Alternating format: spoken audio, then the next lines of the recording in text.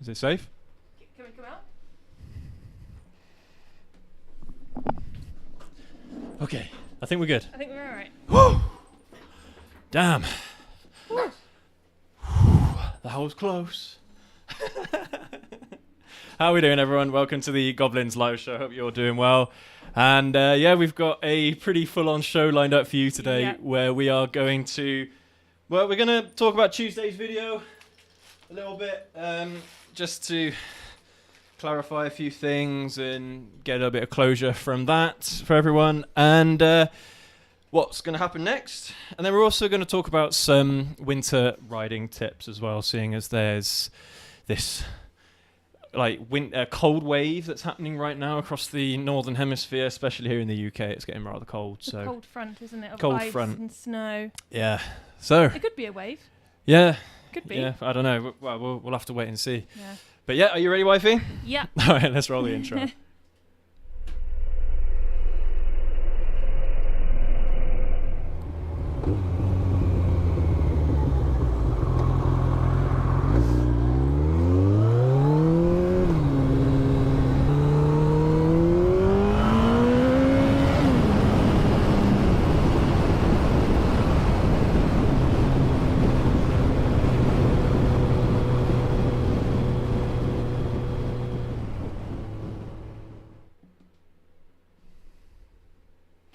All right, wifey. How are we feeling? How are we doing?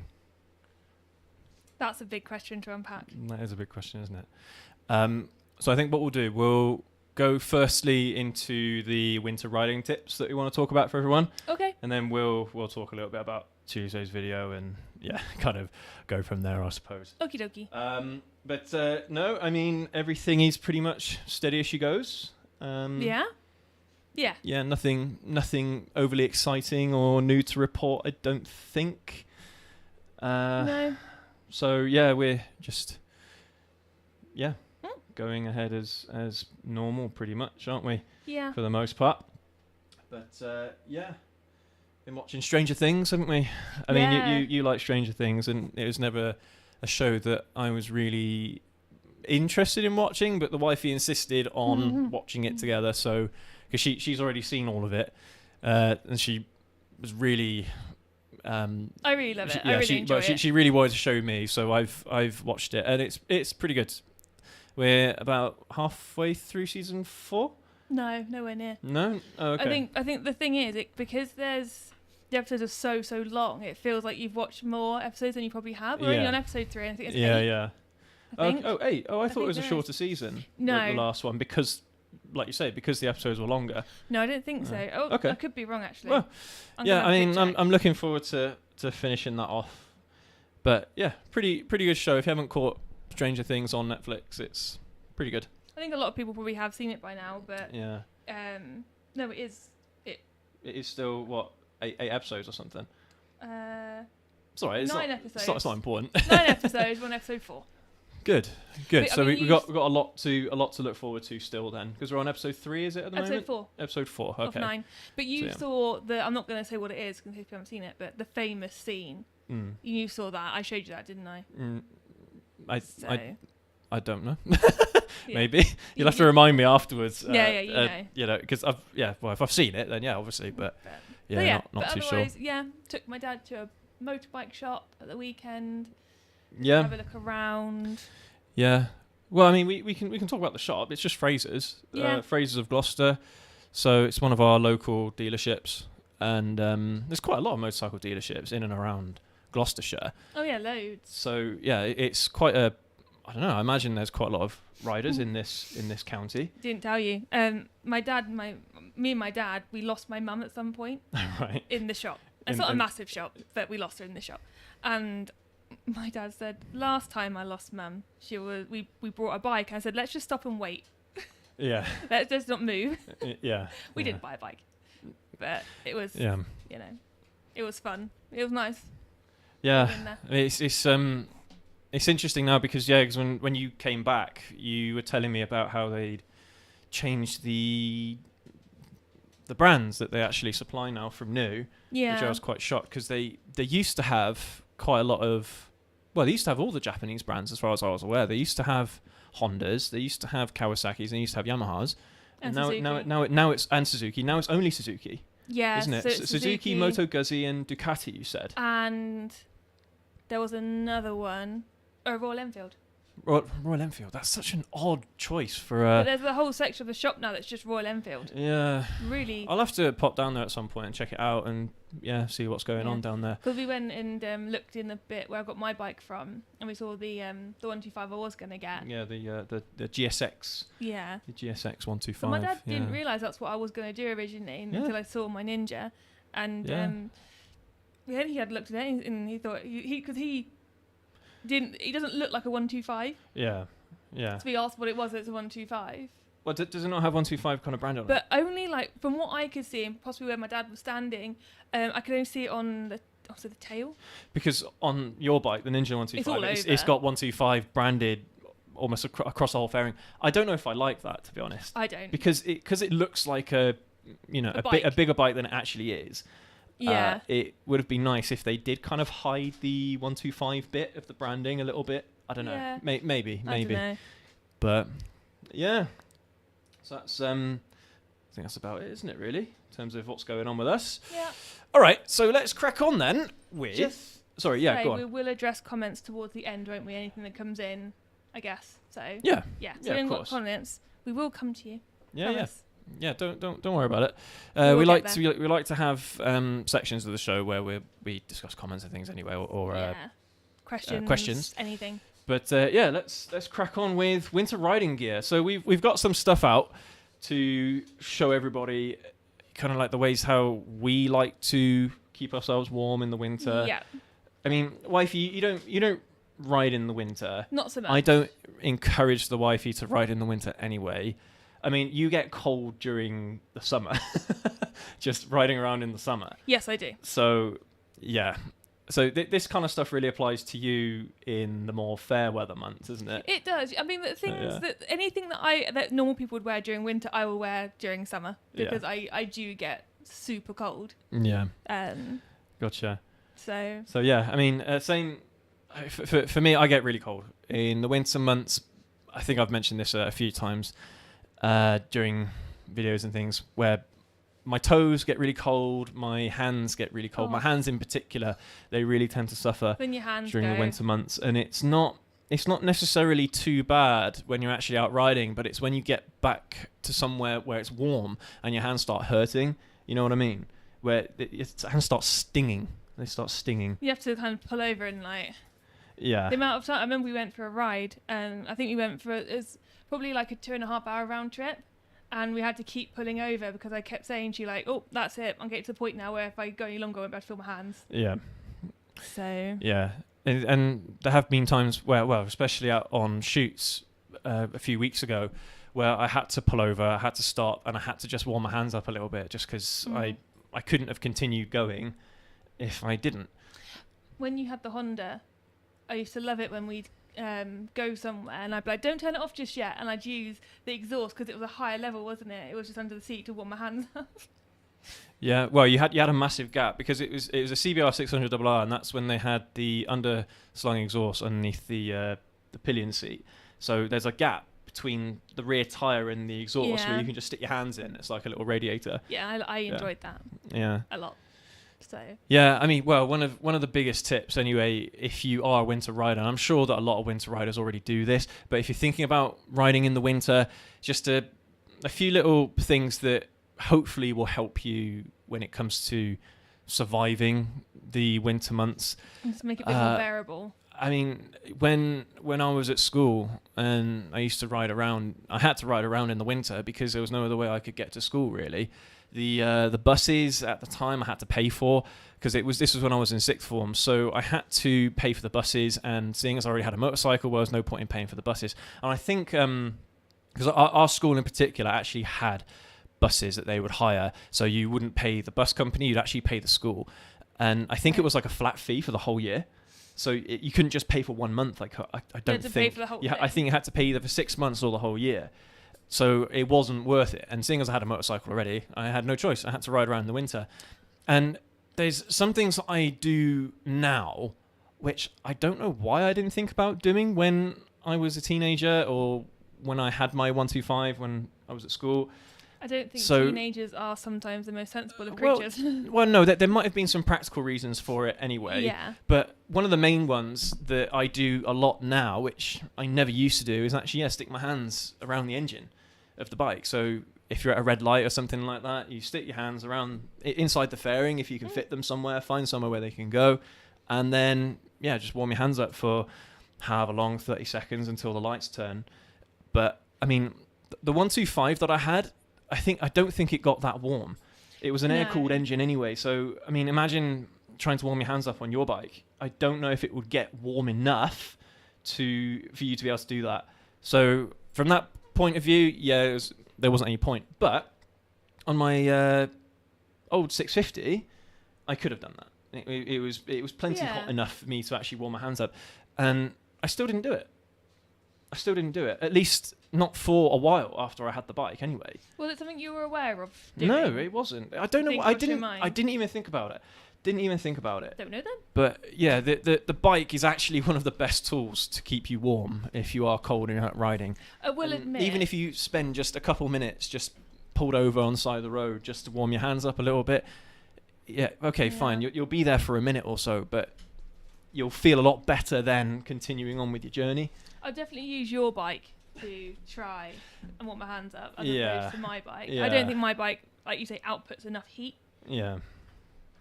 Yeah. Well, that's what I mean. I think just small displacement bikes in general, I don't think they get that warm in the winter months. No. Well, I find it interesting though, because your bike is liquid cooled anyway. It's not air cooled like a lot of old school 125 motorcycles are. So I don't know. Maybe it does output some heat. Don't know. But anyway, so in terms of actual things that you can wear, I mean, is there anything that someone can put inside their helmets to keep their faces warm or something like that? Oh well, you've got your little napkin here. It's not a napkin. But this is like a balaclava type thing. Yeah, I was gonna say a snood, but that's not. It's sort of like a snood. Is it like a thin snood kind of thing? Yeah, this is what I wear to keep my hair out my face anyway. Well, I was gonna say, I mean, we put these on to keep our hairs outside the helmet kind of thing, to keep them tidy rather out than of our mouths. Out of our mouths. But also, mainly. I know that some people do wear these around their necks, so like bridge the gap. Yeah, so they put them all the way jacket. past their head around their necks. But, I mean, we've got about 15 of these. And it's funny, isn't it? Because most motorcycle jackets out there don't actually have anything that protects your neck. No, it kind of like dips up and that's it. Yeah, there's a gap probably from around my collar here up to my, I don't know, around where my beard starts, where there's nothing covering your neck. So yeah, something like this, or maybe something a bit thicker than this, can help at least just get rid of some of that wind cold, if you know what I mean. Yeah, obviously, I know that sometimes having hoods on can be uncomfortable. So what are you doing? So the dog's trying to get to me. Dog's really, really wants to be in the video today. Can't get him. He's stuck in a box. All right, there you go. He's such a monkey. Here he is. Are you cold as well, Bird? It's cold in the studio today, but we've got our heater on anyway. Yeah. Well, actually, I mean, that's one thing I actually wanted to lead with in today's show, and I totally forgot, is a lot of the time when it comes to protecting yourself from the cold, it's actually the wind that you want to protect yourself from, making sure that wind doesn't penetrate whatever material you're wearing. Things like leather is fine, of course, it's pretty much windproof, but I find a lot of the time that it's the gloves that are the least windproof. Every single glove, well, pretty much every single glove I've ever bought, ever used before, has fabric that is not windproof.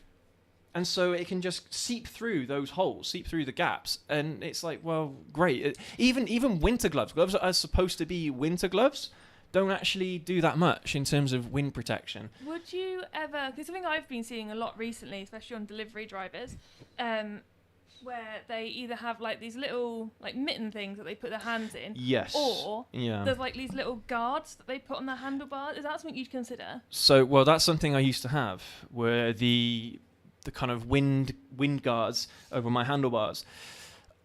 I don't really know how helpful they were, to be honest with you. I remember that my hands still got very cold, even with the guards on. Or the wind deflectors on. I think because you can get them aftermarket and you can pretty much attach them to any motorcycle handlebar. I'm pretty sure anyway, unless I don't know, maybe on sport bikes, maybe you'd struggle. Don't know. Because the handlebars kind of go a little bit deeper into the fairing. I'm not sure. But at least on the bike that I had, I was actually able to use them on, they fit pretty well. I think there was a little bit of jankiness having to put them on, but once they were in place, they were in. And I honestly, I can't remember how useful they really were. From memory, I don't think they helped that much. No? Okay. I don't think. But hey, maybe that's something we can test out in future. We can have a look at it in future. I'll buy another pair, and maybe we can make a video about it. And you had your heated grips on your Honda, didn't you? Right. Well, let's talk about heated grips, seeing as you've brought them up. I'm not impressed with them. You're not? They didn't help me at all. Maybe a combination of the wind protectors and heated grips together, maybe then it would actually make a difference. But the most important part of the hand that gets affected is the outside of your hand. And the outside of your hand isn't getting warm. Right. So that's where Fair those mittens come in that are quite... I mean, they do a really good job because they're totally covering your hand and they're warming the whole of your hand. But they just look naff, you know? But it doesn't matter. I mean, if you don't really care about that kind of stuff and you want to make sure you keep your hands warm, then I can't remember what they're called off the top of my head. But they're like mittens. They're mittens that go all the way around the handlebars, and most of the time it's used by scooter riders. Like you were saying about delivery drivers, you know, like Deliveroo, Just Eats Delivery or whatever they're called a lot of the time, or Uber Eats, the scooter riders in the winter, that's what they've got. They've got those little mittens, and they have the heat coming through those. But not something you see very often on motorcycles. Mainly scooters, I think. But heated grips for me, anyway, my personal experience. And we've actually spoken about heated grips before. I think it was maybe winter last year. I spoke about heated grips, and I think some of you in the comments you did say about how well you've had heated grips and they work fantastically well. So maybe it's the type of glove I'm wearing. Maybe, I don't know. There's other things that I can try, I think, to try and make them work, but I mean, there's also the issue of the drain on the battery as well with heated grips. There's always going to be a drain on the battery. I don't know and also as well, I think most of them don't have an auto cut off either. So if you turn your bike off, because most of the time they attach directly to the battery, at least by default, you put them directly to the battery. So they've always got power going to them. If you turn the bike off, the heated grips stay on. And I'm sure that's happened to some people in the past where they've accidentally drained their battery trying to heat their grips with the bike just stored in the garage because they forgot to turn them off. So there is that as well to consider. I think, isn't there ways that you can hook it up to the ignition or something? I don't know. I'm not an electrician or anything, so I don't know about that. But I think I saw either on forums or maybe it was on other comments as well on that video about heated grips that people could wire them up to the ignition. So when you turn the bike off, it turns off the heated grips as well. Yeah, maybe. I mean, of course, when you have got the heated grips that come as standard, well, not as standard, but like as an extra, when you buy a new motorcycle, then all that is wired in. So it turns on and off with the bike. With the bike, yeah. So those are probably a bit more convenient. Normally find them on touring bikes and things, don't you? I think my dad's got them not built in, but as like a added extra to his ignition, I think. Yeah. I think I remember saying something about that as well to me. So, yeah. But okay. Well, anyway, that's heated grips. Should we move on to gloves then, as we were talking about hands? Yeah. Let's do it. I mean, for me, the biggest we've got all these here. The biggest thing that helps for me, anyway, is these inner gloves. These inner gloves, they're not overly thick and they're not that encumbering inside another glove, but they give you just that extra level, that extra layer. And isn't that the old saying, the more layers you have, the better it is, or something like that when it comes to the cold? Yeah. Maybe that's just like anecdotal. I don't know, but it does help for me. It's not perfect. It's not a perfect solution, but it definitely helps when you're getting a bit closer to 0 degrees Celsius. I always wear mine all year round, but I suffer with cold hands and possibly bad circulation. So for me, these are perfect. These are gloves that I've had for a very long time. Well, I say a very long time. I've probably had them for about 3 or 4 years now, which in the lifespan of a glove is probably towards the end of its life. But even though these are fabric, these do a pretty good job at wind deflection and insulation. They've got some vents in there as well for sweat, which, I mean, isn't that another thing as well, that one of the biggest killers is moisture when it comes to the cold. So the sweat that you produce is actually making you colder. So having a few holes that actually face behind you, so it's not scooping the wind. It's almost going straight the through. wind cold into the glove. Yeah, it's passive really more than anything else. And I mean, they're really cheap gloves as well. They weren't expensive. You don't have leather gloves, do you? No. My gloves are leather. Well, I mean, I do have these gloves here, which are part leather, but again, the fabrics that they've used are supposed to be like a wind protector, but they're actually not that great at wind protecting. I haven't worn these gloves for a few years for winter riding, so again, this is kind of speaking from memory, past experience, but I don't remember these gloves doing that good a job, even though, I mean, the branding on here and all that, and again, these are supposed to be breathable, but yeah, so these kinds of gloves, maybe you've seen them before. They've even got like the Swedish flag on them. I don't know if you guys can see that, but yeah, it's just right there to, I don't know why. Maybe that's where the company comes from. Maybe. But to try and give them some legitimacy or something. Is this the brand here? High Art? I don't know, because there's lots of different. Oh, like, Halvarsons? Yeah. Halvarsons? Is that it's a Scandinavian name. See, that's what I think. That's the brand. Whatever it says. Yeah, because there's a H on the finger as well. Oh, gotcha. Yeah, of course. So I really like my gloves. I mean, yeah. Which gloves are yours? Oh, you haven't got them, have you? No, I've got black and white Alpine Star gloves. Oh yeah, of course. Yeah, the Alpine Star ones. So yeah, but have you tested them out in the winter? No, I was just about to go on and say. Yeah. I haven't tested them in the winter, but because I get cold hands though. Anyway, I don't know how good I am of a judge of whether they're good in the winter or not. Yeah. Because like I say, in the summer I still have to wear my undergloves. Yeah. To make it comfortable for me. Yeah, it's tough because the thing I'm most skeptical about when it comes to riding gear over winter are gloves. Because even gloves that you think, oh, they'll keep my hands warm through anything and everything, actually aren't that great. Or at least there are limits to how effective they actually are. And I mean, the weather that I go out riding in maybe can hit -1, maybe -2, but that's it. It doesn't get much colder than that. And you'd have thought that there'd be motorcycle gloves out there that could handle those kinds of temperatures. And I haven't found them yet. I'm sure they're out there. Definitely leave it in the chat or in the comments after the fact, after this video, if you do have gloves that you absolutely swear by, and if you do get cold hands like me, or in fact anything that makes your winter riding that much bearable. I think a lot of people as well. It depends on the person, because I know there are people out there that never get cold hands, never. No matter what happens, no matter what weather they're in, no matter if it's wet or dry, they never have cold hands. Actually, they're legendary then, because I'm just like, well, that was mad. That was one of the things that I never understood. We used to go on holiday to Spain. This was before me and the wifey got together, and there was this outdoor swimming pool, and we'd only ever go there in the summer. There was an outdoor swimming pool, and me and my brother, we absolutely loved going into that swimming pool. But it wasn't heated. It was just as it came, basically. Weather heated. Well, yeah.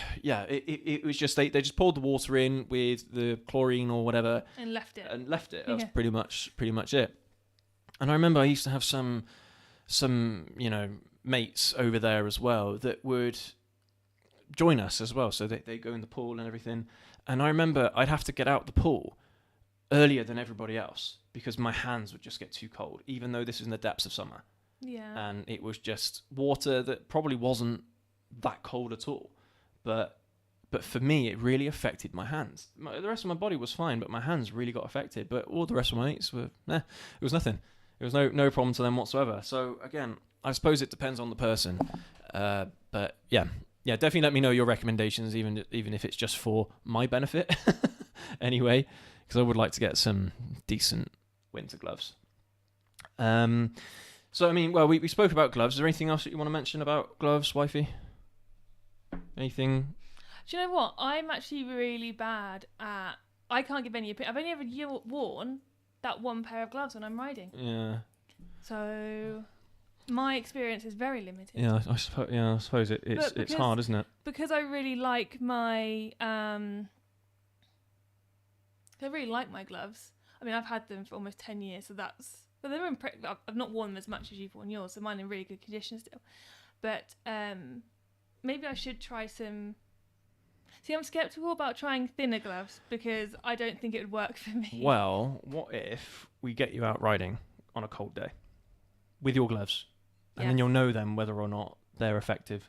Yeah. I'd still recommend wearing undergloves, something like this anyway. Oh, yeah, no. To make sure, but yeah, maybe that's something that we can do. Try. It's too cold at the moment. Even just out on our patio, it's just ice at the moment. So I wouldn't really recommend the wifey going out. I went skiing just coming into here, didn't I? I was slipping and sliding all over the place. Yeah. I mean, well, we can try and organise it maybe when there's a day that it's hovering around about 5 degrees Celsius, something like that. That's probably my limit. We can get you out with those gloves because you'll know pretty quickly whether or not those gloves are any good. Yeah. In terms of keeping the heat in and the cold out. Well, no, saying that, when we did that long ride, it was, I think, March time. And it was cold, March, April time, and I had to keep stopping at that point. But then, I don't know, I think we were in the countryside, weren't we? So it was a bit more blustery than it might have been if I'm just going day riding, like around the area. I don't know, we'll have to do a few scenarios and see how we get on. Yeah, we'll try it out. And I think it would be beneficial anyway for any female viewers out there. If you are thinking about riding in the winter as well, then hopefully the wifey can give you a reference. Let her know, let you know her experiences with the cold. Yeah. But this is a person that gets cold a lot of the time, so we just have to keep that in mind, I think. But anyway, so I mean, I'm a bit like the way you have to look at me is like a child. If you're cold with just a jumper on, I need a jumper and a coat. Yeah. So yeah, pretty much. Yeah. Apart from today, because I was running late. So anyway, let's move on a little bit to. I mean, I did say about usually I don't get cold in my torso. My leather jacket does a pretty good job at wind deflection. But if you do get cold, or if you get cold going up your sleeves and things, which is making your torso cold. By the way, actually, that's a really good tip. This is something that I haven't done for a while, but it really worked. I don't know why. So if I put this underglove on like this, if I wrap it around my sleeve, this is my hoodie. So if I'm wearing a hoodie, for example, on the inside of my jacket, then wrap this on the just like that. Just wrap it around the sleeve of a hoodie or any other, I don't know, garment, something you're wearing underneath your jacket. Just wrap it around like this if you can. If it's long sleeve, then put your jacket on. That actually really helps. It really helps with keeping your hands warm. It's actually quite funny because, well, I know how you feel about this, but I wear socks all the time. All the time. I'm wearing socks all the time, even in the summer. I mean, every now and then I'll take them off if it's too warm, but most of the time I'm wearing socks. If in the winter my feet get cold, I do the exact same thing with my socks. I tuck them. I wrap the sock around my pajamas, and it actually keeps my feet warm. But then you put your slippers on, which just completes the look. Yeah. It just makes there's just something that came to mind there. But anyway, yeah, if you are getting cold in your legs or in your torso, then you could look at getting some Under Armour, a kind of like a skin that you would actually wear as your base layer. So you put it on before a t-shirt, before you put on a hoodie, before you put on anything else apart from underwear. So you can. It's like I think you can get ones that are like a single suit, almost like the suits that cyclists wear. Yeah, like a onesie type thing. Yeah, almost like a onesie, but I think they also come in two parts. So you can get Under Armour shorts. I mean, Under Armour is a brand, but there are other brands out there, knockoff brands or what have you. The other versions of it that pretty much do the same thing. So I have... Yeah, you can put those on and they should help as well. I have a base layer, actually, as well. Yeah. Which I should wear. Oh, you actually have one? I actually have one. Oh, blimey, I had no idea. Well, there you go. Yeah, you'll be testing that out when we go out and ride together soon, won't you, as well? Yeah, and all the stuff I'm about to show you as well. Yeah. To help me ride in better weather. Which, yeah. So, I mean, that's when it comes to actually keeping you warm. One issue that I have had quite severely a lot of the time is with my glasses. My glasses get very foggy very quickly. Even if I'm just sitting at a red light for 10 seconds, my glasses get really foggy. So what the hell do you do about that? Are there sprays and things that you can put on the lenses to help them to so they don't fog up, so they don't mist? You have the visor spray, don't you? The anti-fog visor spray. Have you tried that? I haven't. No. There we go. I haven't. There we go. When I go out and test my gloves, you can go out and test that. I'll test that, yeah. Yeah, I'm pretty sure that there are things that you can spray, products that you can spray onto glasses lenses that should, I don't know how effective they are, but they should hopefully help with that. I mean, keeping your face warm, I don't help myself here because I keep my visor open most of the time. Yeah, you do. If I'm really cold, I will put the visor down and I'll keep about a 1-inch gap between the visor actually closing and it, just staying open just ever so slightly, just to keep that airflow coming in. Mainly, again, for my glasses. I would ideally prefer to keep the visor shut, but I can't. Even the kind of air gaps that there are naturally built into the helmet aren't enough. They don't provide enough airflow. So that's a bit of a pain, and that's something I haven't figured out yet. You had this problem during COVID, though, didn't you? You'd put a mask on, and all of a sudden it'd be like fog. Yeah, that's true. Yeah, with masks in particular. Yeah, when you legally had to wear them in public areas, supermarkets, and things, that was one thing that. Yeah, I used to walk around with my glasses off, just not being able to see anything. I mean, I can see. I'm just short-sighted, but my short-sightedness is getting worse. Like right now, just looking at the monitors, everything's blurry. I have to really squint to actually be able to see any kind of sharpness or definition in text or what have you. But so I pretty much have to wear my glasses all the time, which sucks. But maybe laser eye surgery at some point would help. I don't know. Maybe that's overrated as well. Who knows? But yeah, so that's an issue that I've had in the cold. I'm trying to think if there's any other issues that I have particularly during the winter months. My biggest concern about my hands, I know I keep talking about my hands, but it's just about being able to control the bike. They get to a point where your hands go numb and you can't feel it when you're pulling in the clutch. You can't feel it when you're operating the indicators. You can't really feel it when you're trying to do anything with your hands. So it makes, for me, I find that quite unnerving and a bit dangerous. Yeah. So when it gets to that point, I do start getting a bit nervous when I'm out and about in the cold. Again, luckily for me, usually my journeys aren't that long anyway. So it's not something that I usually have to worry about too much. But you have done before, haven't you? Yeah. And yeah, it's a bit of a worry. So, I mean, that's one thing to consider, guys. If you are looking to go out in the winter, just try and either limit the journeys that you have or make sure you have loads of stops to warm yourself up a little bit. Because like I said, it's that wind. When you're stationary, you can actually warm yourself up pretty easily, especially if it's just hovering around 0 degrees. I'm sure if it gets any colder than that, then yeah, you're gonna end up suffering even when you're standing still. But at least here in the UK, it doesn't get that aggressively cold. Yeah, I think that's. I can't think of anything else really when it comes to winter riding. Can you, wifey? Is there anything else that you can think of? No, because what we'll do, we'll move on to the chat. We'll have a look at the chat. The only thing say hello to everyone. Is for me. So I have obviously a jacket. So my mum's lent me quite a lot of her winter riding gear to try and encourage me, I think, to get out more. So I've got trousers that have like an under layer you can wear underneath, and then jackets, and then like an under jacket. I suppose actually, I mean that's a good point that you make. You don't want the stuff to be too bulky. No. So you still want to have that Be able to move your arms flexibility. and stuff. You still want to be able to move around on the bike a little bit as you're going. So you don't want anything too bulky. And I think that's probably one of the hardest parts when it comes to winter gear is actually getting stuff that will keep you warm, but you can stay flexible. All of this I've tried on, and it's flexible for me. Flexible enough. Okay, good. Yeah. So. Good. All right, that's good. Because I don't have any of it. No. My riding gear is the same pretty much all year round. The only thing that changes are my gloves. Yeah. That's it. Whereas I have 3 jackets, 2 pairs of trousers. No, 3 pairs of trousers. Yeah. I have leather. Lucky you. I have leather jeans. I have fabric trousers. I have Kevlar jeans, leather trousers, fabric trousers, and the same for my jackets as well. Yeah. Apart from obviously not a Kevlar jean jacket, but which would be really cool though. I mean, that'd be amazing. But like all my stuff has, I can like vents. I can zip out a layer. I see. Oh, okay. So on the jacket I've got, there's like a purple inside. I can take that out if I want to, and I can put like a thicker. So I've got this.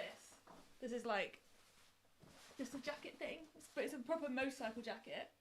It's not got Kevlar or anything, but it's like a motorcycle brand. Yeah. And I can take the purple layer out of the jacket and put this in underneath, and it's still comfortable. Okay. And still flexible. It's good. Another way I can just. So it does make it a bit more versatile. Then it's not like something you only use in the winter. You do have the option of using it other times of year as well. Round, then yeah. Okay, good. And then there's like trouser things that fit under the trousers, and that just gives me an extra layer as well.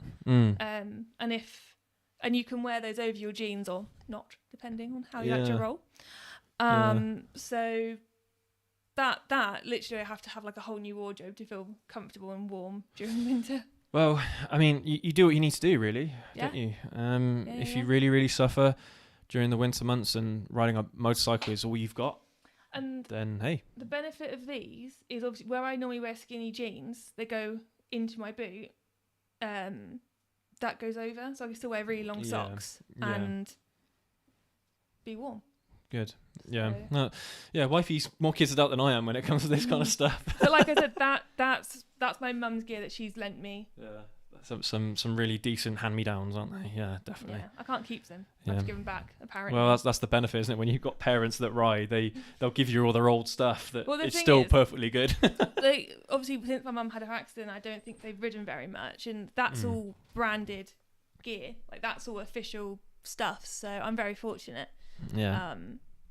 So probably next time we ride and I wear my glove test, it will be in that.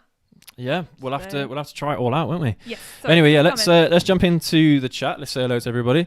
Then we'll get on to the juicy topic, shall we? We're going through comments first, and then are we saying hello to everyone? Sorry. We're going to say hello to everyone, and we'll run through what people are saying. Sam, good to see you, mate. How you doing? John Pagan, good to see you. Call on, good to see you, mate. Hope you're doing well. Fidelity, how you doing? Lone Wolf UK, good to see you, mate. How's the next one? Zippity Zoom Wee. Zippity Zoom Wee, good to see you. Amazing name. Yeah, great name. And Paul Keating, mad old biker. Good to see you guys. Yeah, glad you could join us today on today's show. All right, so Sam says, why don't you put on a slip on your ZH2? Have you thought about it before? I have, yeah. I made a whole video about the mods that I seriously consider on my ZH2. And the biggest issue that I've got, I really, really want to do it, but I don't own the bike. It's a PCP contract that I have. So if any modification that I make to it, I have to put the bike back to the way it was before I give it back. Is it quite a big thing putting a slip on? No, it's not. It's not a difficult thing to do yourself, but it's a lot of money. And it's having to take it off again. Yeah. And if you don't keep the bike, then you've got this thing you can't use. I mean, during that video, I do actually kind of say how maybe what I could do is buy that slip-on exhaust, use it on the ZH2. Then when I give the ZH2 away or give it back, I'll try and sell that slip-on, because there's going to be no shortage of people riding ZH2s around on eBay or something. I won't be able to get all my money back, but at least it can go to a good home. For someone else, because for sure.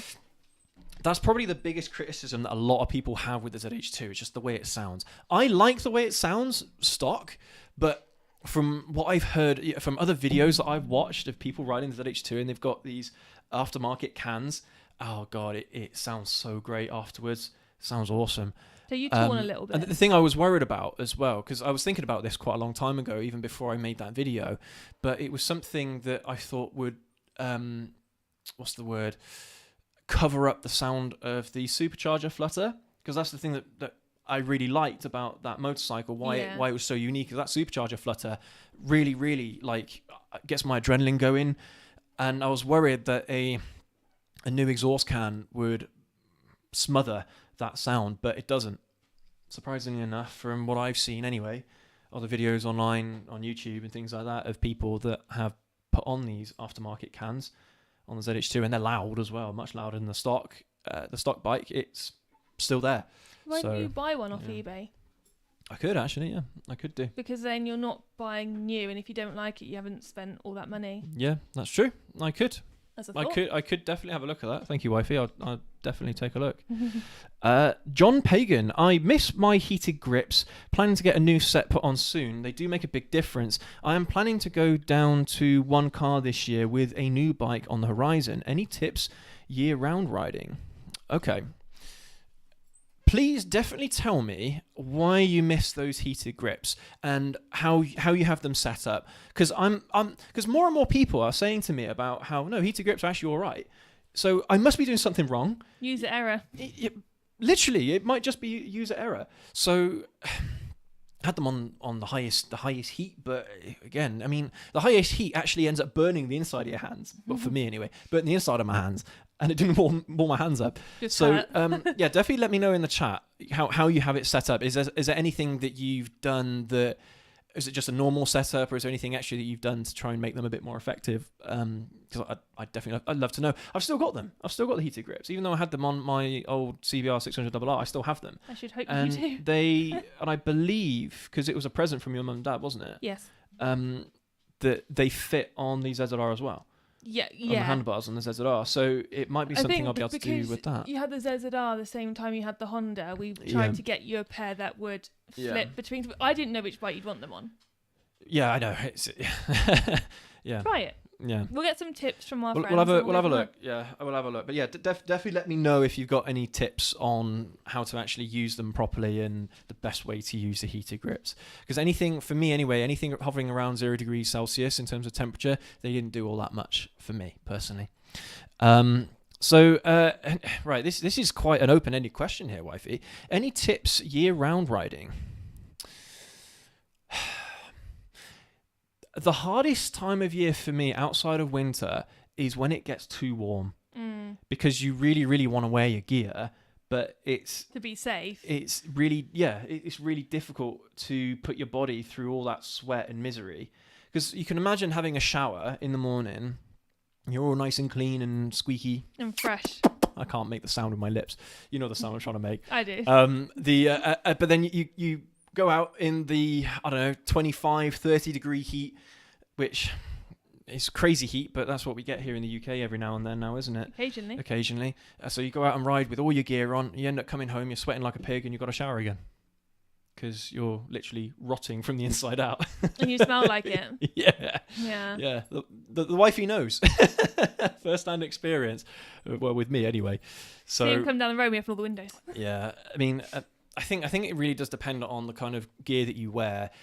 I'm going to be totally open with you guys. There are times where I go out and ride and I shoot videos without wearing my jacket, and sometimes not even wearing a hoodie. Sometimes not wearing just a t-shirt, basically.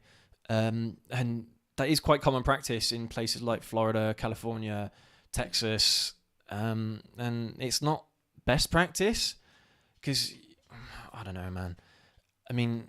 If you come off your bike and you're wearing your leather jacket and it's got Kevlar, you're pretty much going to be okay. You're going to have some bumps and bruises. But if you're not wearing that, you're going to have like almost first or second degree burns, something like that, effectively from the friction, the friction of just sliding along the ground without anything on. Then you're probably going to break some bones. Yeah. So it's look, do as I say, not as I do kind of thing. I'll always recommend that people wear all their gear whenever they're riding, but it's not something that I personally do all the time. It has to be really bad, though, for me to not wear my gear.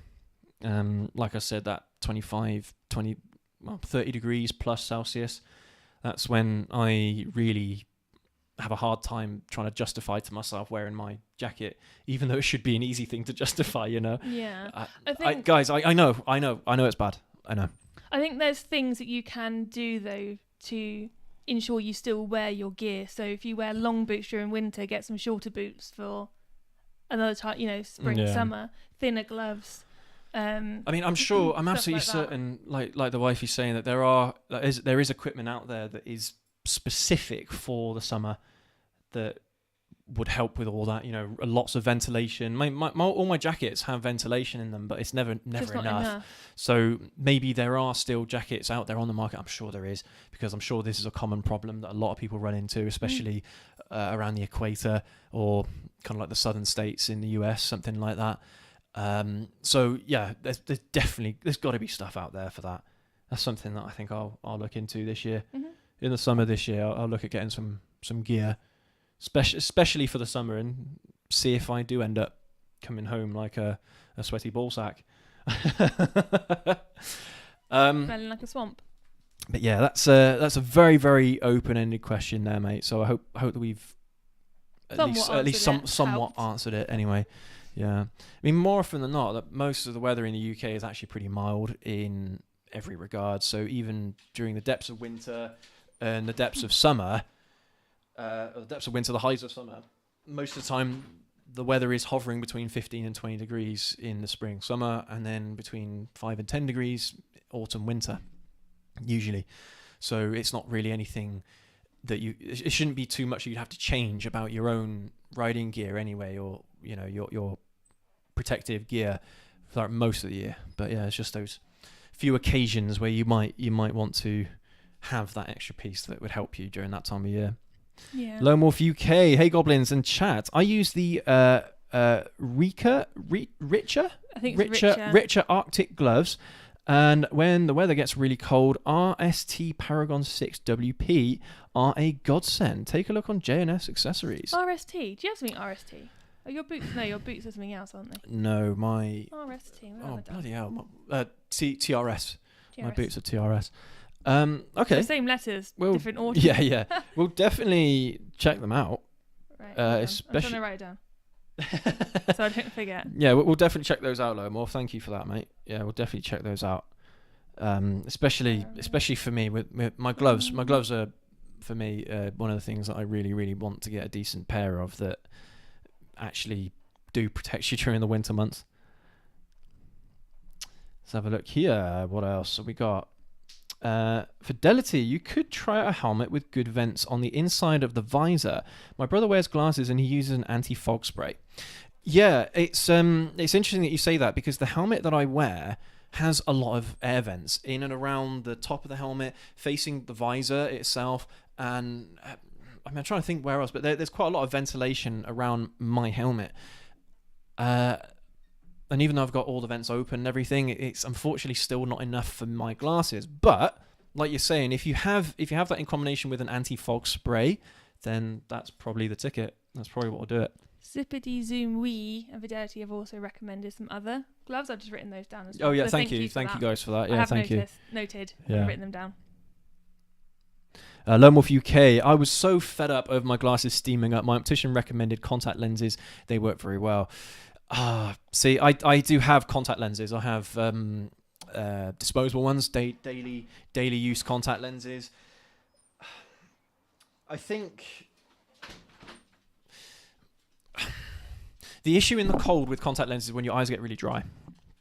But having said that, though, if you've got your visor down and there's hardly any wind coming into your visor, then I suppose it's not such a problem. I think if you were going to do that, you'd need to possibly get ones that are like multi-use. Otherwise, you're going to go through so many contact lenses. Yeah. Contact lenses is one of those things that I've seriously considered multiple times. I don't know. Even when I do wear contact lenses, I'm not overly comfortable wearing them anyway. They just irritate my eyes. They bother you. Yeah. And I know that there are like eye drops that you can get and things that help. So, yeah, well, maybe we'll have to try out contact lenses a bit more then and see how we get on with them. But Try riding them. Well, See how you get on. So another reason why I like to wear glasses as well is because I don't know if you guys noticed, but I've got like this skin condition. It's called something. I can't remember what it is, but it's where the pigment of your skin leaves. And I've got it on my hands. I've got it on my arms. Pretty much everywhere. I've just got patches of white skin, and my skin naturally is quite tanned usually, so it's quite obvious. It looks like I'm wearing sunglasses. And I've got like a tan around my eyes wearing sunglasses. And it's not. It's just it's just my face. But it looks even worse if I do in the summer and I do end up getting a bit of a tan. It looks even worse. It looks even more pronounced. Wearing my glasses hides most of it. Doesn't it? So that's why I tend to prefer wearing glasses anyway. It's just for aesthetic reasons more than anything else. Paul Keating, evening all. Hope the Goblins are feeling more positive about the last YouTube entry. Yeah, we'll get onto that in a moment, mate. We'll talk a little bit more about that. Fidelity, I personally won't ride with a visor up as I've had a bolt flick up from a HGV in front and would have lost an eye for sure. Oh, that's scary. That's actually, a really good point. Because I ride around with my visor up almost all the time. Well, I say that I ride around with the main visor up and I have the sun visor down usually. That's how I like to ride because I still got that wind ventilation going into my helmet, but it still protects my eyes. Yeah, it can still take out a tooth though. Oh yeah, exactly. Yeah, I mean that's a really good reason why you should always wear your visor. You should always have your visor down because debris. I don't know about you guys, but for me, debris seems to be more of a problem year on year. I seem to find more debris on UK roads than I used to. I don't know. Maybe that's just me. Maybe that's just, I don't know, what I've experienced. But it's like things like punches are very common now. The amount of times that we've had to spend money replacing tyres for punches is stupid. So forgot what I was going to say. Oh no, I don't like having my visor up because my eyes water really easily. Yeah. Even with the sun being down, I find that my eyes water. So I have the opposite problem where I have my visor down and you're like, can you see? I'm like, not really, because of the fog. So at that point, I always you just have to crack it open just ever so slightly. But I don't like having my visor up. I don't personally feel safe with my visor up, but that's just me. It's a pretty good. It's a pretty good. What's the word? Habit to be in. Is to make sure you have your visor shut. Yeah. And only open your visor if you are either at a standstill or if you're going somewhere. Do you know what I did once? Not on the bike. That was disgusting. I sneezed in my helmet. Yeah, that's every rider in the world has experienced that, and there's nothing you can do about it. But you can see it, and I was like, yeah, there's nothing you can do about it. Can we pull over because I've just sneezed in my helmet? Yeah, I think we were on intercom, so you probably heard me anyway. Yeah, well, it's happened to me before where I've had bumblebees, massive bumblebees just flying into my face. I think I've even caught it on videos. I think you have as well. Sometimes, especially during the summer months. Oh, do you remember when we were riding? I had that spider go up my sleeve and bite my arm. Was it a spider? I think it was a spider. We don't know. I can't remember. It was a creature, an animal of sorts. Yeah, there was something inside the wifey's jacket that had bitten her on the arm, and she was like, "Oh my god, my arm's burning."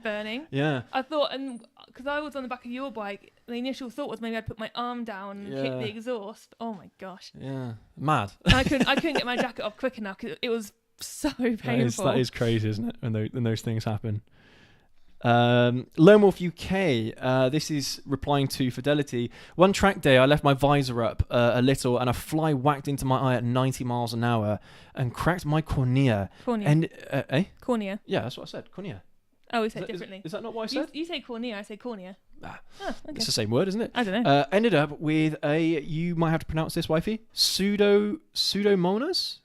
I have no idea, we'll go with that. Sorry, I've probably totally butchered that. As the fly was embedded in my eye. No. Damn. Man, that's brutal. I have to rub my eyes now. Oh dear. Man, that's... Dear me. A fly whacked in... A 90 mile an hour. Yeah, 90 mile an hour, just a fly going into your eye. Just like a house fly? Or like... Well, it doesn't matter. No, I'm just curious. It does.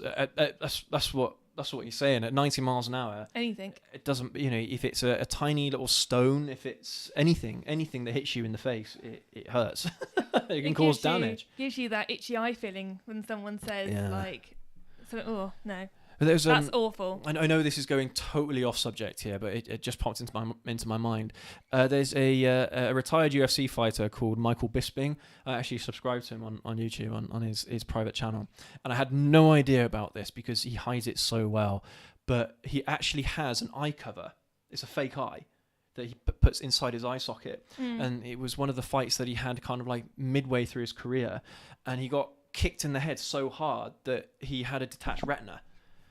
And now his eyeball, he's blind in one eye, totally blind in one eye. But this cover that he wears is really convincing. It's really good. But he has said, though, whenever he goes through airports and things, and there's retinal scans, and he has to take it out, and you need both eyes to do retinal scans, and all the staff there are like, you know, like, what do we do? Like, what do you want me to do about this? So it's really funny. But Michael Bisping, though, he went on to become a champion after that fight. So he was fighting all of his fights after that with one eye. That's mad. Talent, isn't it? Absolutely mad. So yeah, big respect to Michael Bisping. That guy's a legend. Oh, I've actually seen this video, very similar. She has a cover for her eye. Yeah. I think she lost it to cancer or something. Right. But she has like different covers. So she's got like a cat eye. She's got like just one that's like a disco ball. Yeah. And it's amazing. They're so. I don't want to say it's in like they're cool. Like how she's got all those different things. Yeah, and, like the aesthetic of it. It looks. Yeah, it looks. Yeah, it does look cool. So yeah, right. Anyway, sorry. Let's get back onto this. Oh, that was that's made me go a little bit. Yeah, definitely.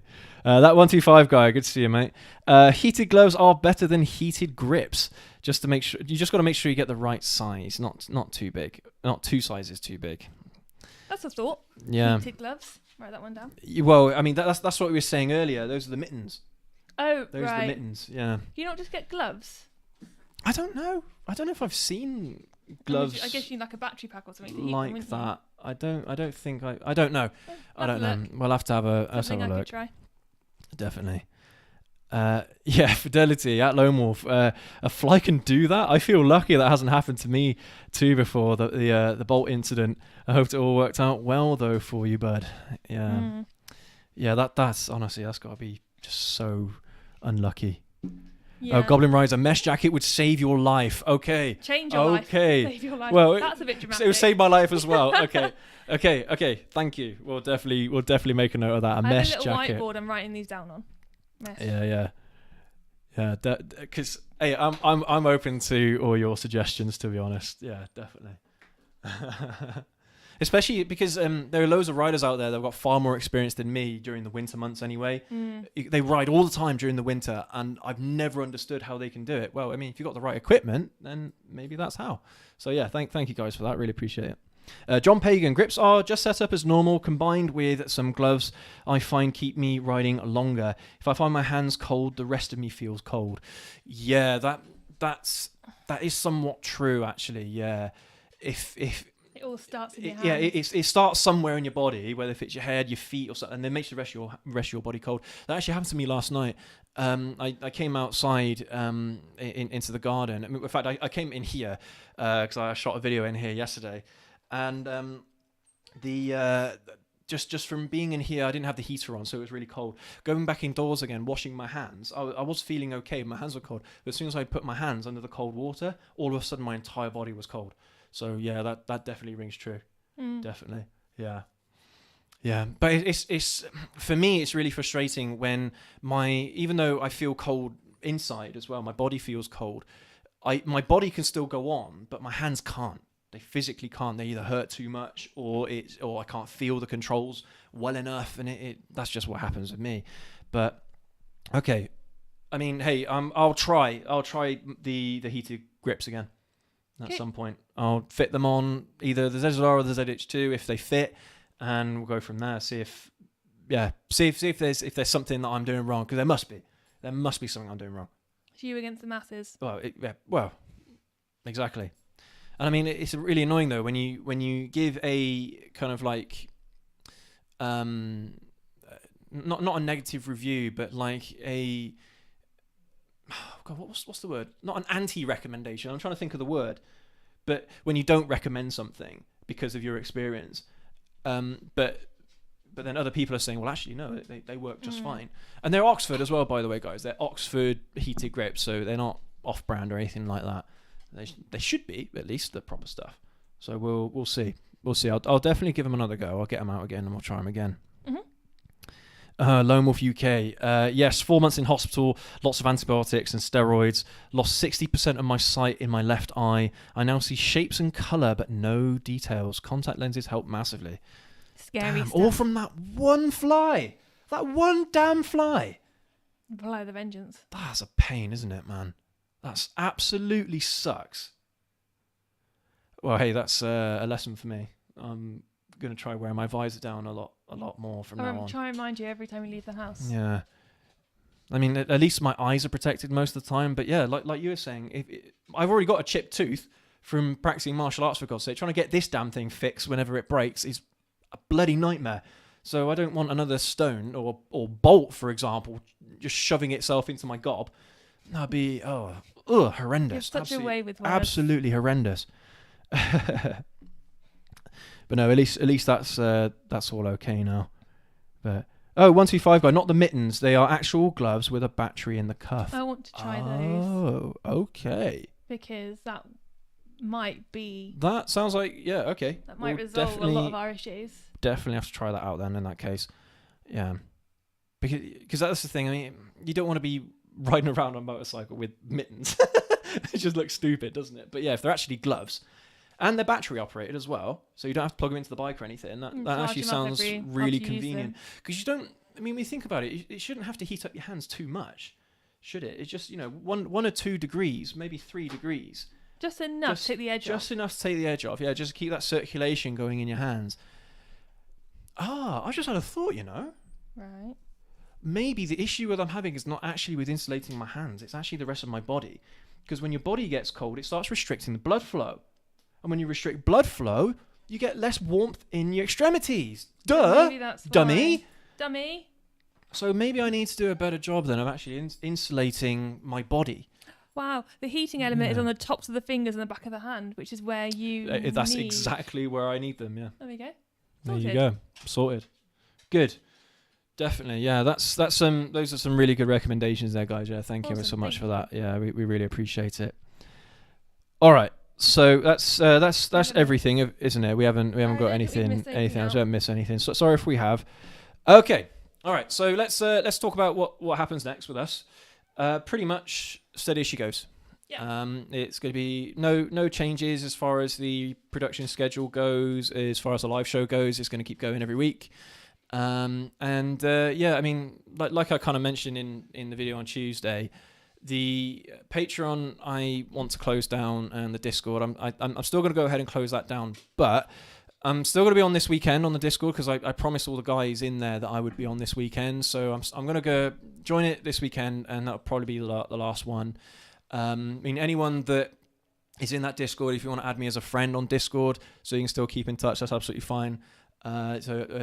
Dope Style Gaming, for example, we haven't seen him for a little while. Hope you're doing all right there, by the way, Dope. I mean, I haven't seen you in the chat today, so I hope you're doing okay. I might send you a message on Discord as well, either later on today or at some point in the week. But yeah, so if you want to add me as a friend there, that's absolutely fine. So yeah, I mean, it wasn't a decision that me and the wifey, we spent about an hour, 2 hours actually discussing it, and we still think it's the right thing to do because it's something that we'll look to bring back in future when we do have a little bit of a bigger presence and there's more people that would be willing to join something like that. So I think we'll leave it for now, but we might look at bringing it back at some point in the near future. I am still going to go ahead and refund everyone's patrons because I have no need for it, and if the benefits that we provided at the moment aren't enough, then that's fine. I'm happy to go ahead and do that refund. I'll look to do that at some point in the next couple of weeks or so. I imagine, hopefully before February. That's when I intend to sort all this stuff out. Yeah, pretty much steady as she goes. But when it comes to certain things that we can't get as involved as the audience wants us to get involved, then we have to cut it because it's not worth it for the subscribers, the viewers, all worth it for us. So yeah, I mean, if we're being honest with ourselves and we struggle to fit it in time-wise with everything else that we've got going on, then we have to cut it. Simple as that. So I mean, that was the main driver behind our decision, is just being honest with ourselves and just being like, look, we simply can't do it.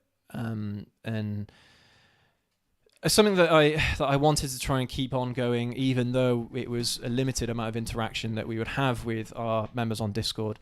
But we understand that if people want more interaction with us and we are not able to provide it, then it's a simple thing to kind of work out there. All right. So I don't have any hard feelings towards anyone that did what happened over the last Sunday. It is what it is, and people will always talk about us behind closed doors, and they will say whatever they like about us, and that's fine. There's some comments that were made, and by the way, anyone that left comments in that video, that I mean, they were all positive, they were all encouraging, and they were all constructive. So massive thank you to all of you that left us a comment on that video. And that when you have that heartbreak and then you get some of those messages coming through, it does warm your heart a little bit more, and it kind of makes you see a bit more positivity. But there were some people that said, well, if you being honest, if you don't like criticism, then don't be on social media. And that's true. But we're not immune to criticism by any means, and we take as much of it as we possibly can on board. And by the way, wifey, feel free to interject if there's something else that you want to mention whilst we're talking about it. But that was the problem for us, is that it didn't feel like criticism; it felt like hate, and that's one thing that I don't want our community ever to go through, is that hate, whether if it's directed at us or anyone else on Goblin Rides, whatever platform that we are on, interacting with our audiences, with our fans. We don't want to expose anyone to hatred of any kind, and that's how it felt. It might not have come across that. That might not have been the intention, but that's the effective result of what happened. So anyway, I mean, I was going to go through a few more details, but I don't know if I really want to. But yeah, like I said it in the video, even though I said it kind of like in an emotional state, I still kind of maintain what I said, in the sense that, we have taken the feedback away, even though it wasn't necessarily said in a manner that was constructive. We still took it away, and we're making changes to our organization and to how we interact with our audience. Again, I mean, we've got 19 viewers at the moment, 20 viewers on the live show as we speak. And it's mad. and that's really positive, guys. And this is where we like to interact with you. All right, is here, because this is the time slot that we have to do this. Yeah. So we have this organized every single week to do this. So this is the best time to get hold of us. I think, if I may, I'm going to keep what I'm going to say brief. Yeah. Because I think I was affected probably worse than you were, or in a different way to how you were.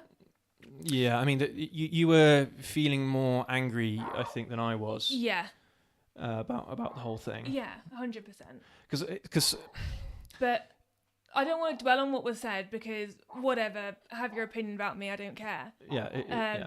But like you said, we do try and put everything in the time slot we have, to the point that when I was meant to go away, I delayed it a day so I could be here and actually be on the channel. Yeah. And what happened on that live show was what started my holiday, which wasn't, and people aren't meant to know that. I mean, it wasn't really much of a holiday. You were going away to see family. It was, holiday, but kind of, I was, out of work. I was excited and all this. But you were travelling as well. I was travelling. It was a long way that you had to go. I had a 4-hour drive the next day. Yeah.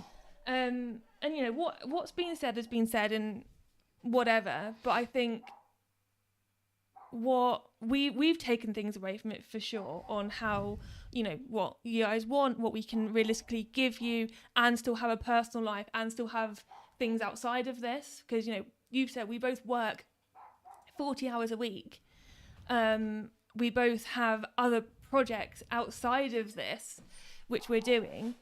So we do try and dedicate everything we can, and we do try and give everything 100% when we are doing it. And I think even if what happened wasn't intended the way it was taken, or wasn't intended the way that it happened, it has happened. It was the same. The result was going to be the same. The result was the same. It was never ever going to be something that we could take away positively. Yeah, So, and okay, I appreciate, if you can't take criticism or what have you, and that's a whole separate matter. That's a whole separate thing. But it did make us question for a moment, didn't it? It did make us take stock and go, actually, and should we do this anymore? the thing is, as well, the one thing that I thought to myself, because I know I kind of made a pretty blunt statement saying, well, the motorcycle community I've always said is wonderful, and now I actually don't think that.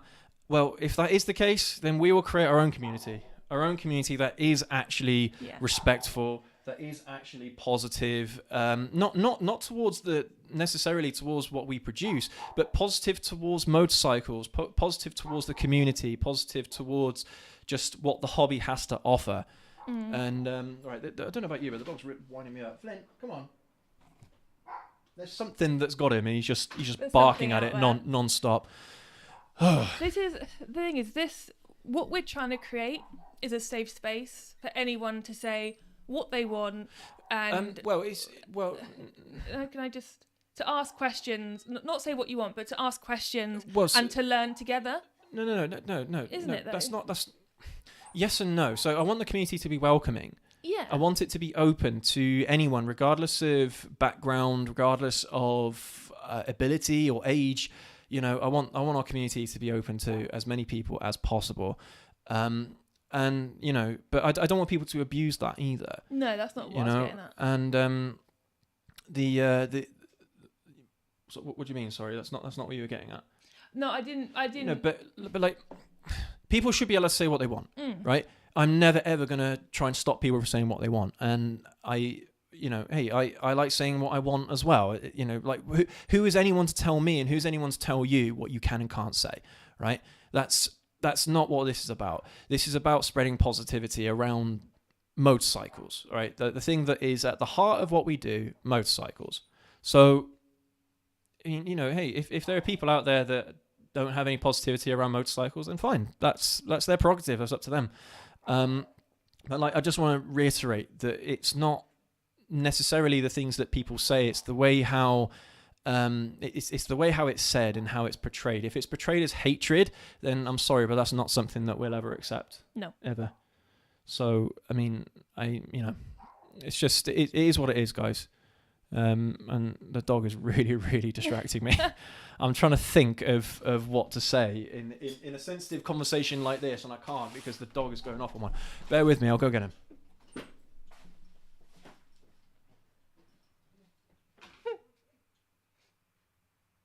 He's apprehended the dog.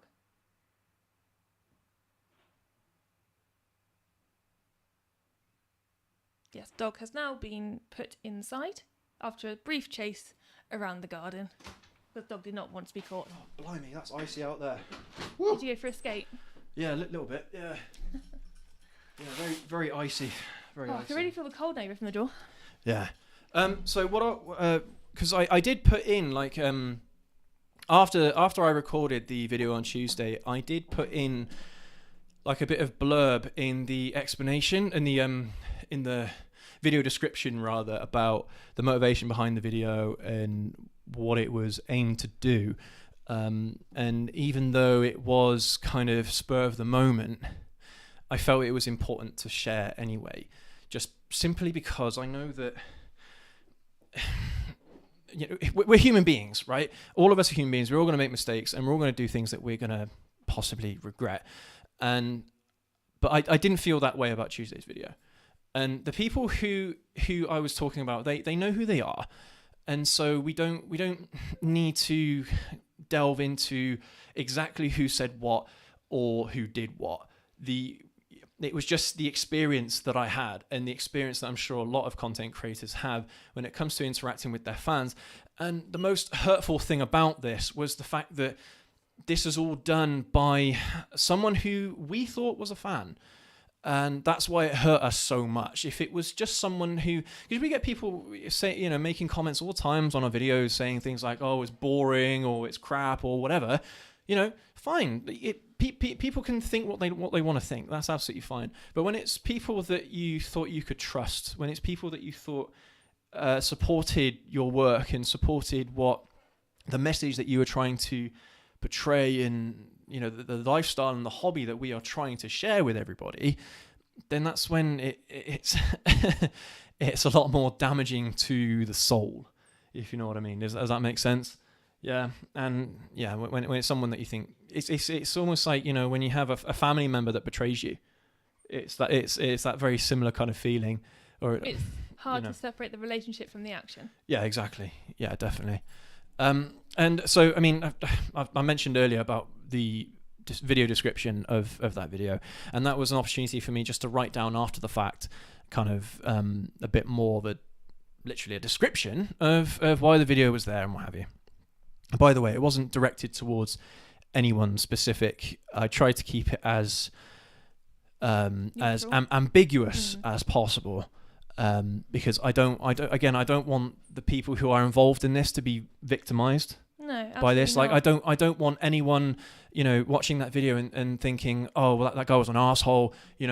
That's hate, guys. That's hate. I don't want to spread hate, regardless of what happens to us or what happens to you. I don't want anyone spreading hate. All right. But anyway, so I'll just kind of take a few snippets of what I wrote in that video description. But being online, being on YouTube, being on whatever social media, it exposes us totally. Yeah, we are we're exposed to all kinds of comments and remarks and criticism and well, we're picked up for everything.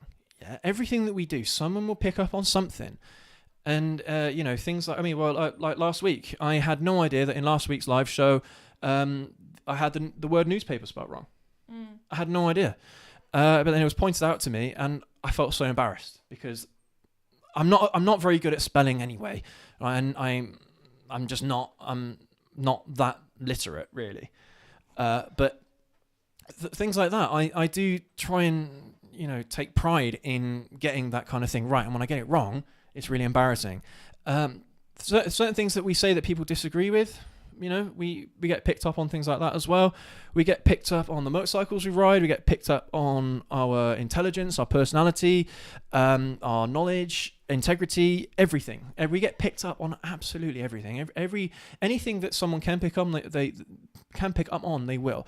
It was like there was a comment as well that we saw the other day, wasn't it, about how I didn't address women in that video. I said, "Hey guys," or I said "guys." I addressed everyone as guys.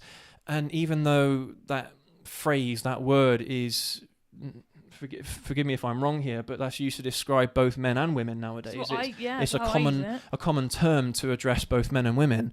This person said, I'm a woman, or I'm a lady, I'm a girl, and not all of your viewers are men.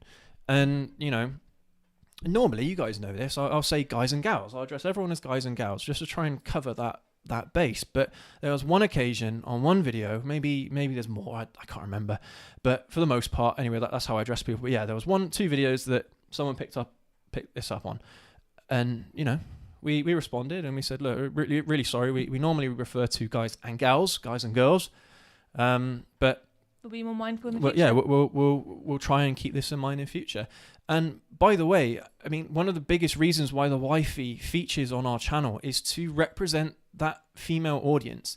We want to have more females joining us, joining this community. And I know that can be quite hard, and it can be intimidating when you've got a whole community that's basically full of guys. I do understand, but I want us to be welcoming to women as well as guys. Yeah, it's big on our project, isn't it, to try and definitely. Yeah, the more that wifey is involved with what we do, the more it will find its way towards female riders or aspiring female riders. What else? Oh yeah, I did say as well that kind of video can be career ending. Yeah. Because it's not something that we try to spread positive messages about anything, everything, even if it's about a negative matter. I'm trying to think. Like, for example, our reaction videos. We do those reaction videos, and we try and make them lighthearted, and we try and just take them as they come. But even though it was a negative experience or a negative thing, we try and make it positive. We try laughing at it, or we try sympathizing with the person who's involved in whatever happened. We try to make things as positive as possible around here, because there's no need for negative content out there on the internet. And forgive me if I'm wrong, wifey, but I believe that's one of the only videos that we've ever done that's actually negative. Like, the whole tone is negative, everything about that video is negative. I think so. Even though the message was there and it was heartfelt, it wasn't a positive message. It's very difficult to... You can deliver it another way. I know. Very, very difficult thing to do. But the message was... It was for people who... I want people to kind of think twice maybe about, interacting with someone that they see through a screen, a phone screen or a computer screen or a TV screen. Because there's a human on the other side of that screen. And what you say does have an impact on the work they do, on the passion they have. It does have a real impact on them as a person, not just on YouTube or something. Them. It impacts them physically and mentally. And I just kind of want to put that out there. It's but again, I just want to say a massive thank you again to everyone's support and all that, because again, we wouldn't be here for you if it wasn't for you guys. We wouldn't be here. And our community is growing, and it's growing at an accelerated rate. So I want to be able to keep that positivity alive, keep that flame alive, and I'm not giving up. Regardless of what people say, regardless of how people think, what people think of us. If there is, as far as I'm concerned, if there's only one person in the world that our content, that our message actually impacts positively on them, then our job's done. Mm-hmm. As far as I'm concerned, if I help one person, I'm happy. If I help 100 people, I'm ecstatic. If I help 1,000 people, 10,000 people, 1,000,000 people, I know that sounds quite far-fetched from where we are right now with just under 4,000 subscribers. But if it just helps a few people, then that's all that matters. Yeah. And so that's why I'm not going to stop. I'm not going to stop doing this. I'm not going to stop trying to help people. I'm not going to stop trying to push this positive message, because there's already enough negativity around motorcyclists to begin with. And just in the world in general. In the world in general, there's a lot of negative... how often is it that you see a newspaper article with a positive message around motorcycles, around motorcyclists? Very rare. It's always about how motorcycles are dangerous. It's always about how so many people have died riding motorcycles. It's all a very, very negative message that most media outlets are portraying towards us, towards our community.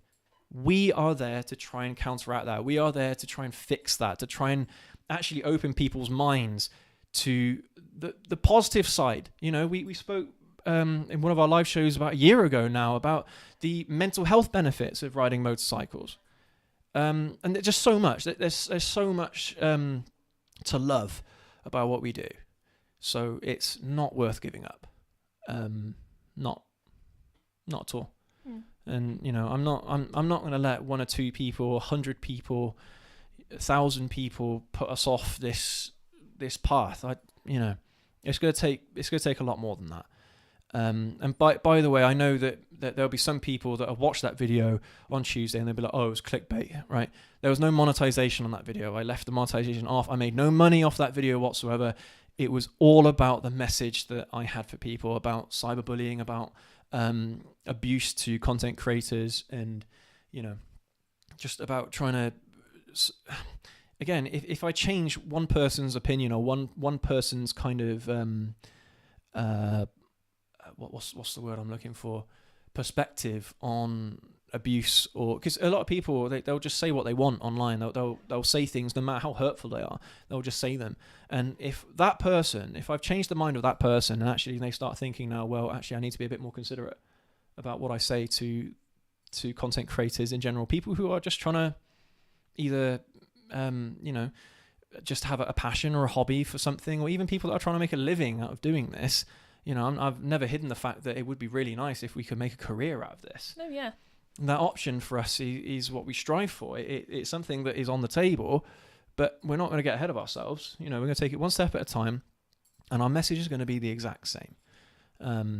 But anyway, I'm trying to think if there's anything else that I kind of want to clarify or address. But yeah, it is hurtful, and it hurts us when there's things that are said that, one, aren't necessarily true, because a lot of these people that leave comments on our videos and things, they don't know us, they don't know what we do, they don't know who we are as people, but they'll make assumptions. They'll make a lot of assumptions on our behavior, on our integrity. They'll make a lot of assumptions based on just something. One thing in a single video, and that's the cutthroat nature of social media. Unfortunately, that's just how it is. So there's but no, we're not getting involved in retribution or nothing. We have no hard feelings towards anyone who. We're not going to start taking revenge on anyone. No, because it's not worth it for us. We don't gain anything from it.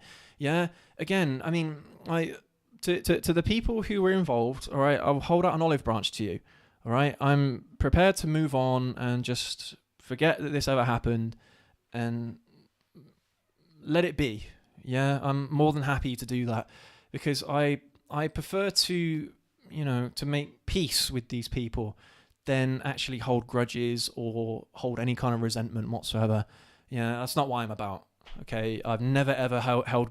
I try my absolute best to not hold grudges, no matter what people do, no matter what people say about me, or even the wifey for that matter. I'm supposed to protect her. I'm supposed to, help her through these things, and I will not hold grudges against people that do hurt the wifey or myself. I'm just that kind of person. All right. But anyway, I mean, like, I'm just being open again, just being totally just upfront with everyone, and again trying to just be heartfelt, but heartfelt retrospectively, if you know what I mean. That I've had a chance to process everything that's happened, and kind of deliver a more concise and again a more positive message. Yes. All right. Yeah, I think the only thing I want to say on it is that like you said, I just want to put it behind, move on, keep doing what we're doing, and hate is gonna hate, and that's fine.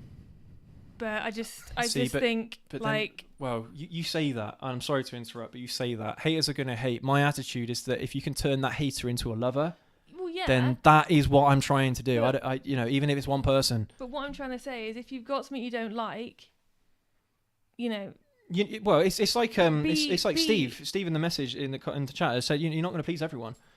But if you've got something to say, be constructive when you say it. Well, be considerate. Just remember there is someone sitting there reading that, or someone that's sitting there who's put their heart and soul into creating the thing that you're watching and the thing that you have a comment about. Yeah.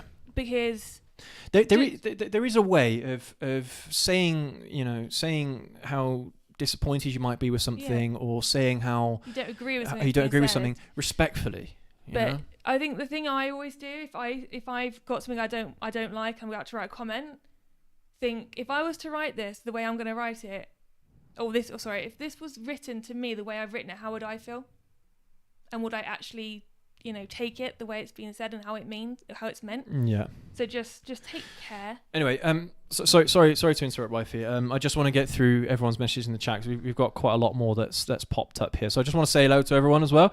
Mark SG, good to see you, mate. How you doing? Steve, how are you doing? Who else? Is that everyone? Who else? Is there anyone I've missed, wifey? Call on. Sam. Sam Nor, good to see you, mate. How you doing? Fidelity. I think that's everyone. Hi. I think that's everyone. All right. So let's see what else you guys have had to say in response to to our little speech there. All right. Yeah, Mark SG, good morning from Down Under Goblins. Yeah, how you doing, mate? Hope you're doing well there in sunny Australia. God, I'm well jealous. I really want to go to Australia one day, honestly. I really do. Problem is, I'm worried that if I go there, I won't come back. Occupational hazard, isn't it? Steve, you definitely need a moderator. Yeah, it would be nice to have someone in between us, someone who's a neutral party in between us and the audience sometimes. Yeah, definitely.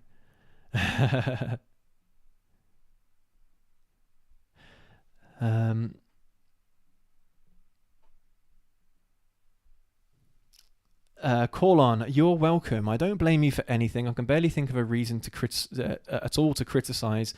Just a few minor disagreements, but I have no idea where the hate would or should come from.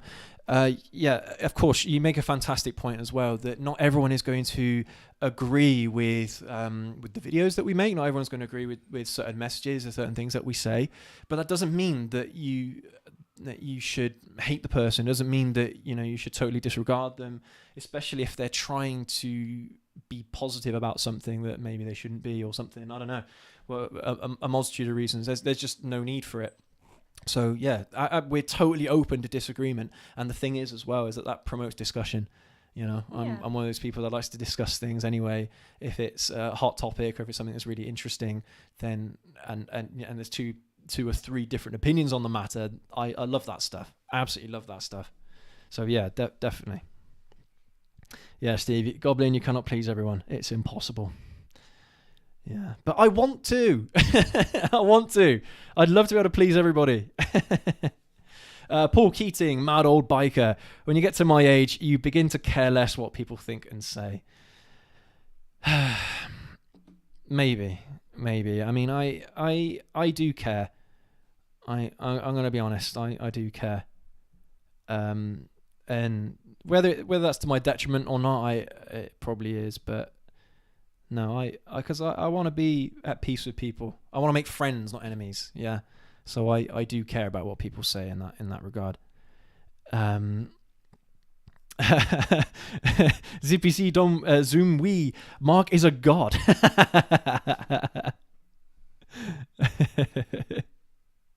And that's high praise indeed, isn't it? Yeah, definitely. Steve, it's completely normal for small channels to overthink the troll aspect. Yeah, I mean, it's funny actually because this isn't a problem that goes away. This if anything, it exacerbates more. The more exposure you have, the more familiar you are with audiences, and of course with haters, with people that simply don't like you for whatever reason. But I don't think it's true that bigger channels let go of that kind of thing. There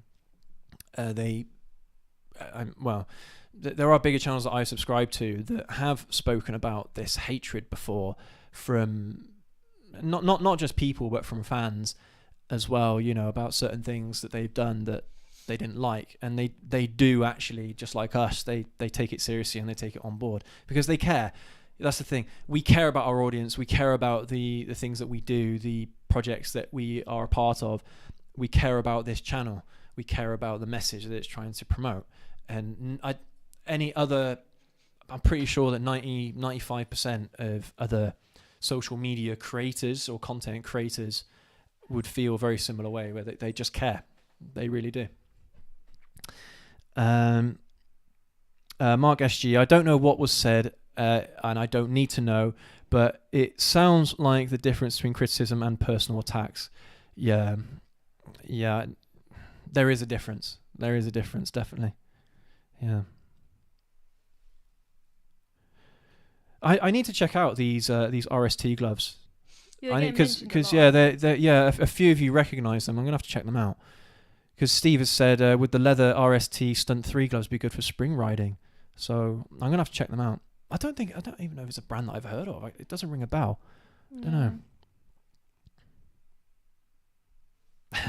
Mark SG, 5 o'clock in the morning and 22 degrees here. Bit of a cloud around today, so only 28 degrees C ahead. Oh only? My God, oh, only? Dear. Damn. Oh, I'm so jealous right now. because it is cold. I mean, it's hovering around 0 degrees right now around here. Yeah, so yeah, it's not nice. Steve, it's improving yourself for future videos, making yourself better. Definitely. Goblin RIDES, fidelity. I think it comes down to this. Some people feel entitled to your time and attention, even when you make and share these videos for free, and to the end users. Both of you are awesome. End of. Thank you. Thank you, mate. Thank you. Yeah. What else? Steve, you're overthinking about it. Yeah, I probably. Lone Wolf UK, reading text can have two meanings depending on the reader and their mood at the time. Goblin RIDES, face-to-face vocal conversations, the same thing being said, has completely different meaning. Maybe, yeah. But that's the thing, isn't it? When you read something once, you only take it a certain way, and I understand that it's difficult to portray emotion or feeling in words sometimes, but sentiment and general attitude towards something in a conversation is something you can definitely pick up on with written words. You can understand tone through text. Definitely. For sure. Yeah. Thank you, Fidelity. 18 viewers, only 8 likes. Come on, peeps. Thank you, mate. What else? Call on. Glad to be one of the growing number of Goblin fans and making it an official international. We could use a bit more positivity. One of the main reasons I'm here is to see your videos. Thank you, mate.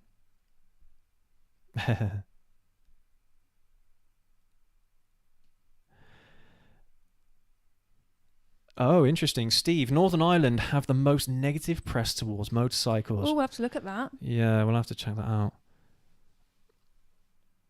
Yeah. See what they've got going on and why, and what sort of stuff they have in the news. Yeah, crazy. I've just seen the best message from Mark SG. In response to coming to Australia, I'm English. My family didn't go back. Lol. Yeah, that's what I'm worried about. Yeah. Brilliant. Love that. Awesome.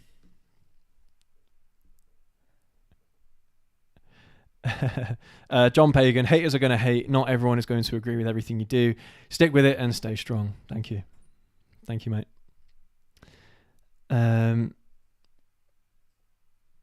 Lone Wolf UK, when I changed my bike from the 1100 Chop to the YZF, I lost some of my friends, and some of these old friends now seem to hate me. They pass me by in the street and totally blank me. Seriously? That's bizarre. That's very weird. Unnecessary. Totally unnecessary. Again, it's like most of us here, we all ride bikes, but we all ride a variety of bikes. We're not all the same people. We all have different interests. We come from different backgrounds. The one thing that we have in common is riding the motorcycles. I can't believe that all because of the bike that you ride, all of a sudden it's just, you're totally being judged by it. It's playground politics once again. Yeah. Where it's just like, oh, you can't sit with us because you don't have the bike that we like. It doesn't matter. Like, Yeah. You're still all It's like, enjoying the same activity. It's like there was a guy I used to work with. This was years ago, and he rode motorcycles, but he wasn't really. He didn't bring his bike to work that often. I don't know if it's because he lived quite far away or something. But I remember he came into the office one day and he was really boasting about the new bike he's got. And he had he bought a 1 litre. I can't remember what bike it was, but it was a 1000cc something. And I overheard a conversation that he was having with someone else who was another motorcycle enthusiast. And he was saying things like, oh, I'm not going to nod to people anymore now I've got a 1000. I'll only nod to people with bikes that are the same or bigger than mine. Like, come on, mate. Come on. I mean, yeah, I don't understand it. I don't get it, to be honest. But there you go. That's the snobbery. Is it a snobbery? Could be. Yeah. I honestly don't care what motorcycle you ride. To be honest, people don't. Obviously, I know that this thing like you don't nod to an L plate. I've been nodded to, but if we're riding and they nod to him, I nod back because I'm like, they've definitely nodded at me. Again, that's another me. thing as well. I mean, I do tend to nod to anyone that rides a motorcycle. I tend to nod to them. So it's regardless of what bike they're riding, you know, I mean, I know I've made jokes in the past about, you know, being a 125cc rider, you know, you don't deserve to get nodded to because you're not an actual motorcyclist or something, and that's not true. You know, if you ride a motorcycle, you're still part of the community as far as I'm concerned. So there you go. Let's have a look here. Gregor, welcome. Yeah, Gregor, mate, good to see you. How you doing? It's true, you know, the older you get, the more you love and care less about the bad stuff and the people who never really mattered anyway. Love from a fellow ZZR 1400 PS rider from the Orkneys. Awesome. Thank you, mate. Appreciate that. Call on a pity I'm on the wrong side of the pond. I would have enjoyed riding with a fellow R rider. Yeah.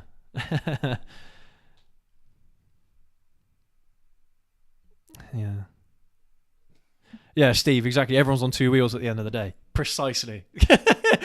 You know, it just I don't understand the politics behind some of this. But yeah, it is a bit silly. Definitely. Oh, okay. Yeah, Mark SG, me and my friends all give each other the heaps about bikes we choose, but it's friendly banter. The thing is we all know is that ZX14, what we call it here, is the best. Lol.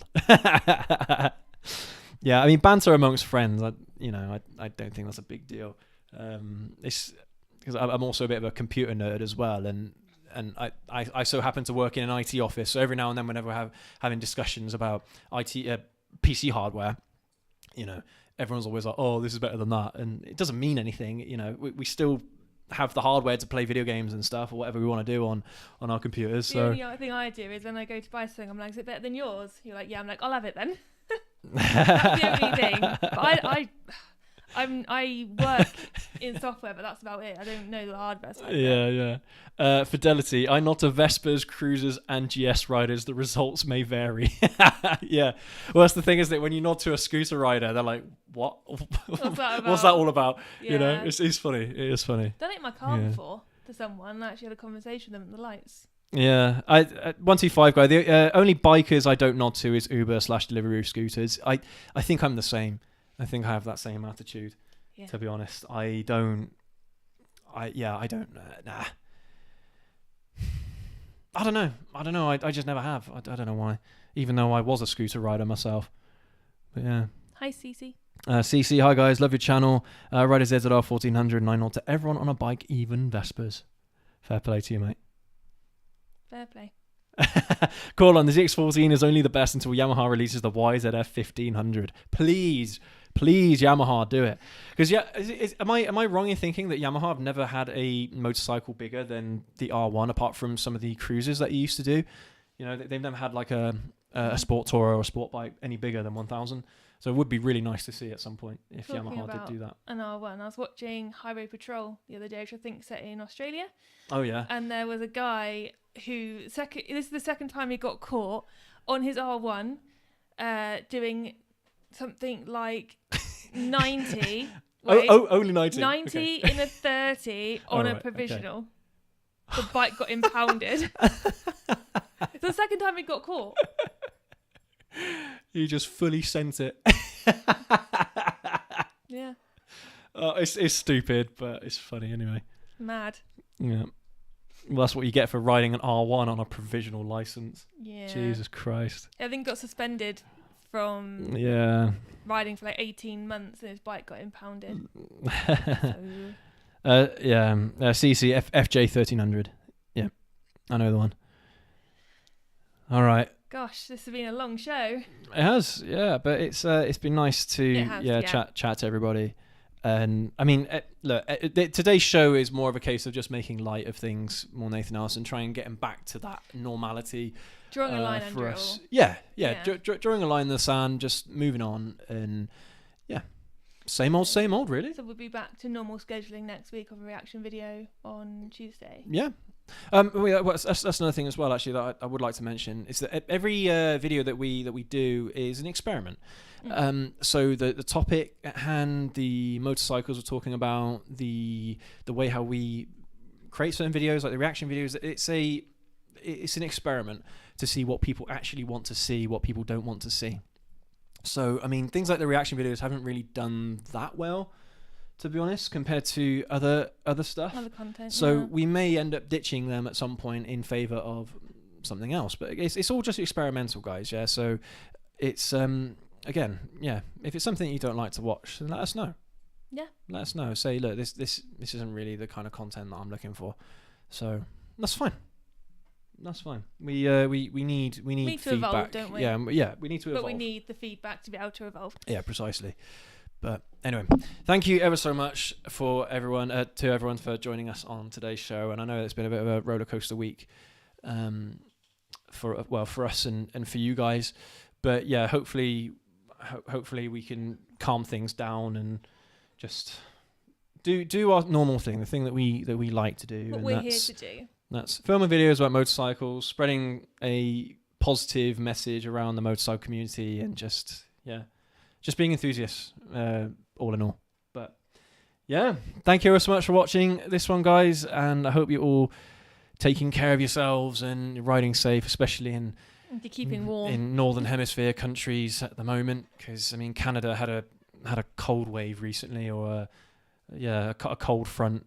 That they're finding really cold temperatures at the moment, and we're starting to get a little bit of that here as well now in Europe. So yeah, hopefully you're all keeping safe and you're all doing well. But yeah, thanks again for watching, and we will see you all next week's live show. Take care, guys. Have a good weekend. Ride safe.